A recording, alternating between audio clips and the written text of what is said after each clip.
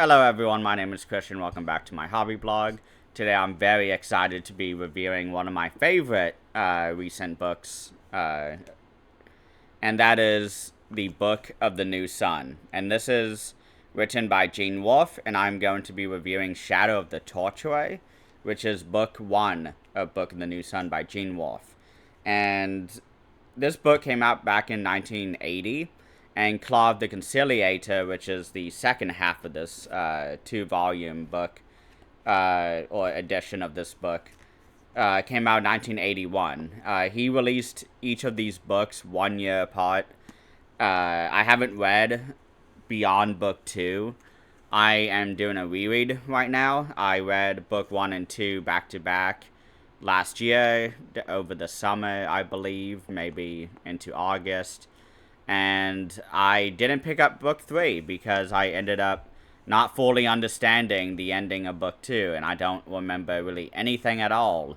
It was after about a month of me reading other books that I realized, oh man, I don't remember anything from book 2. I don't think it's a good idea to read book 3 now.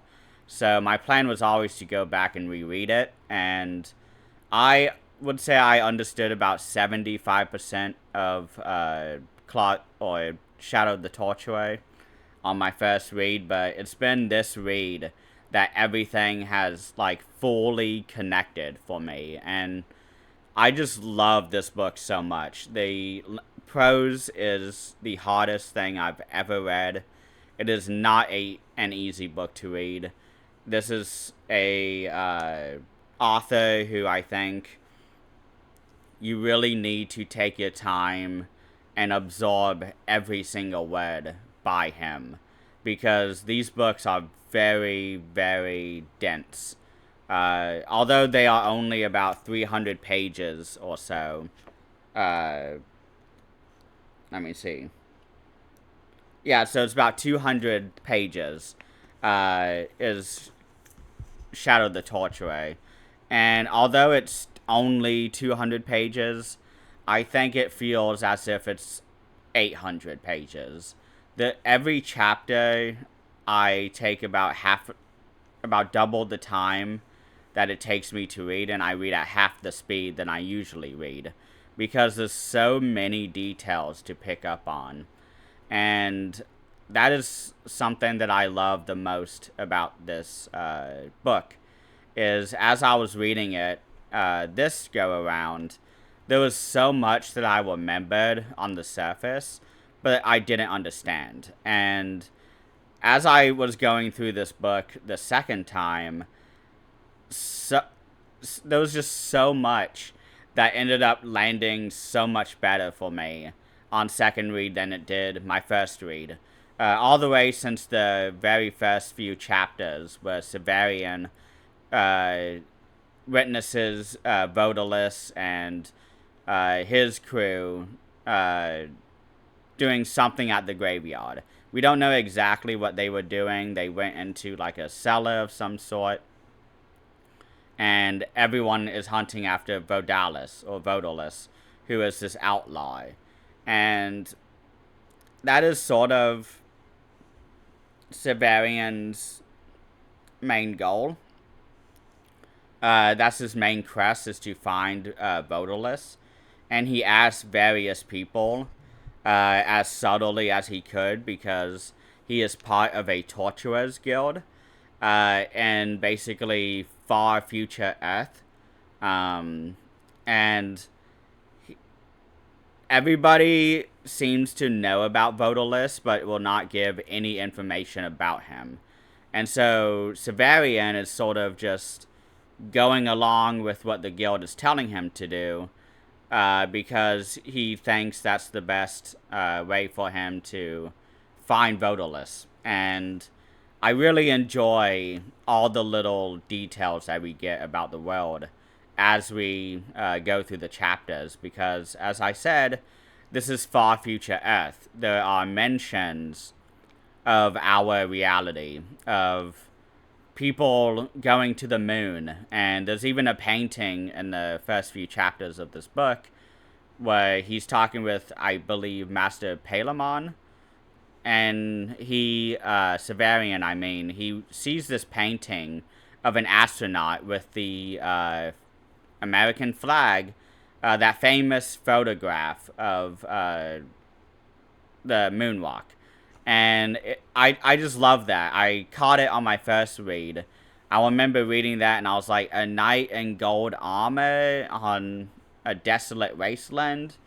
I was like, what is that? And I just had the image in my head. And immediately I made the connection that it was an astronaut and that it was the moon landing, the first moon landing. And it just blew my mind. And there are so many details like that in this series. And it's just amazing. I love the character work as well. None of these characters are anybody who I would ever want to hang out with in real life. But I find them to be so fascinating as people.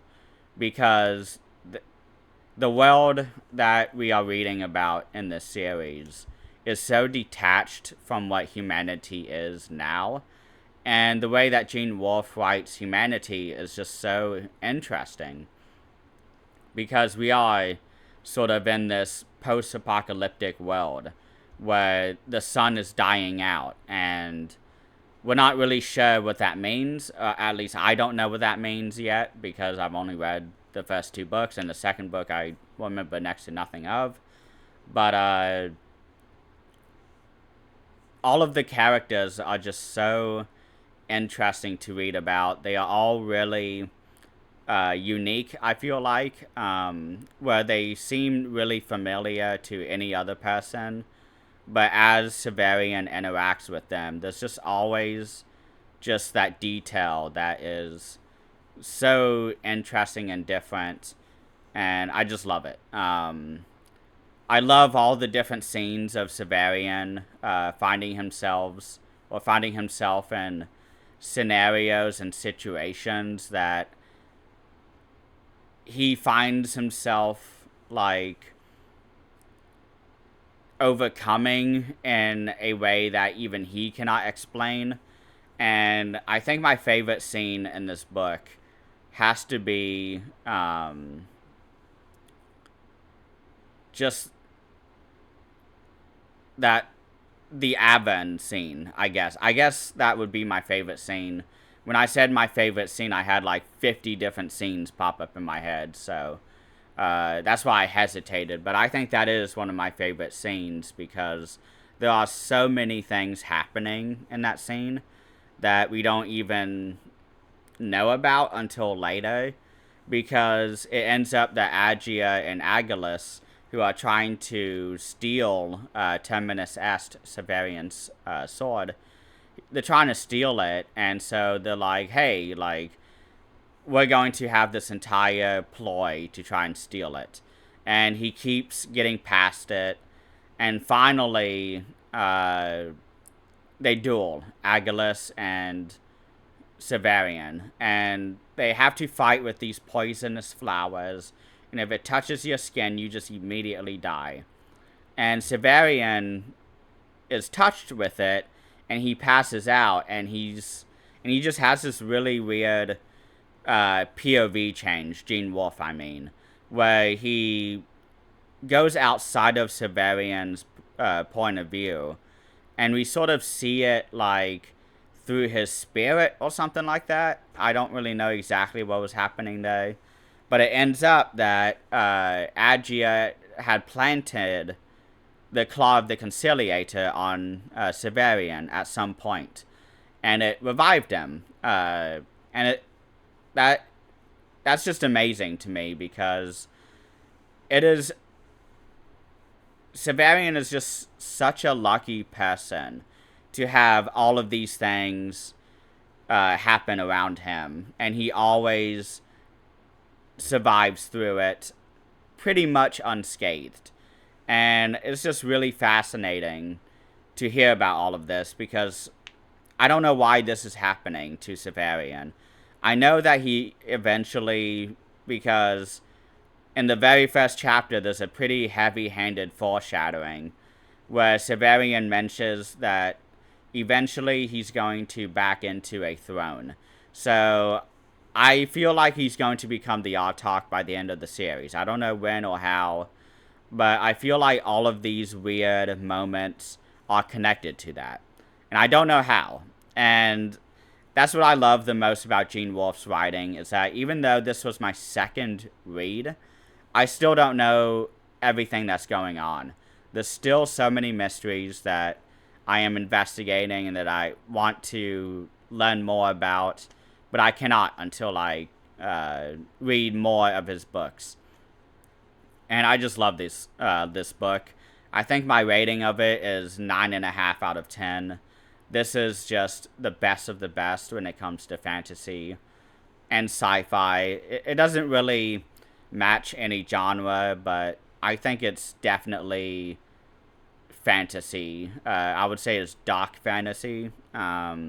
Maybe a post-apocalyptic fantasy, but yeah, this series is just incredible. I love all the characters.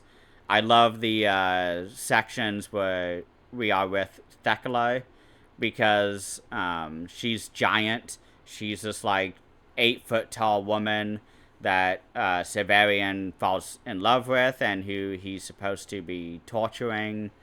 And it's just really fascinating. And we have just such a fun cast of characters in the Citadel, because or the Torturers Guild, because everyone there like is just so unique and not at all like how I view people. I guess like they are so beyond how I like see people acting. And Gene Wolfe talks about it in his acknowledgments after the final chapter, but he talks about how he really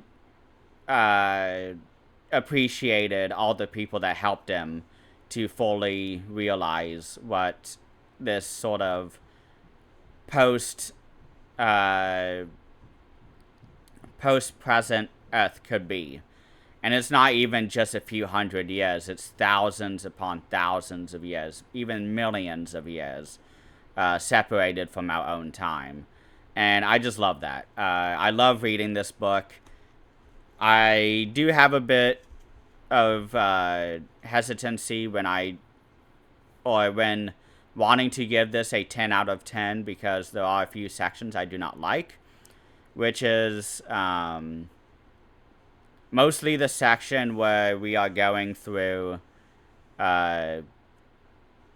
sort of that portal world. I don't know how to describe it, and I've forgotten the name of it, but it's where they find Dorcas, and Severian and Agia, I believe she's there with him. Again, there's just so much going on in these books that I'm still processing a lot of it. But that section where they're going through the different time periods, I love it, but I think it's my least favorite section of this book, only because I don't understand what is going on. I understand what they are doing. I understand why they are doing it. But there's so many little things that are happening underneath the surface that I know that there's more details on that I have to read the future books of before understanding that. So that's the only reason I'm not giving this a 10 out of 10, is because there's a lot of little details that I assume are foreshadowings for the future that I don't know at all where they're headed. So it's not really a knock, but that is why I'm not giving this a 10 out of 10. Because there are sections I just don't care as much as I'm reading it, because I don't understand it as well, so it's hard for me to keep the investment, is basically what I want to say. But yeah, if you haven't read this book, I think anybody who hasn't needs to read this. It doesn't matter if you know spoilers or not, because it's all about figuring out and just living in this world, because the story, I think, is the last thing that matters in this book, because although the story is sort of why we're here, I think it's sort of like Dark Souls for me, where the more investment and energy that I put into it, the more rewards that I get out of it. So for Book of the New Sun, the first read I just read it straight through. I did some discussions with my friend who had already read it, but this read I put a lot more thought into this and took a lot more of my time and studied every single word and used the dictionary, and I got a lot more out of it. And I think if you are to read this series, you need to use the dictionary because it does really help. It explains or defines all of the terms that Gene Wolfe has created that does not exist in our language currently. And it's just fascinating. I love that. I love that about Gene Wolfe. His writing is just masterful and unlike any other. So I don't know what else to talk about, and I just woke up like an hour or two ago, so I kind of just want to go eat lunch now. But thank you all so much for watching. Please let me know what you think about this video, and I hope to finish Book 2, Claude the Conciliator, within the week. So see you then. Please have a great rest of the weekend.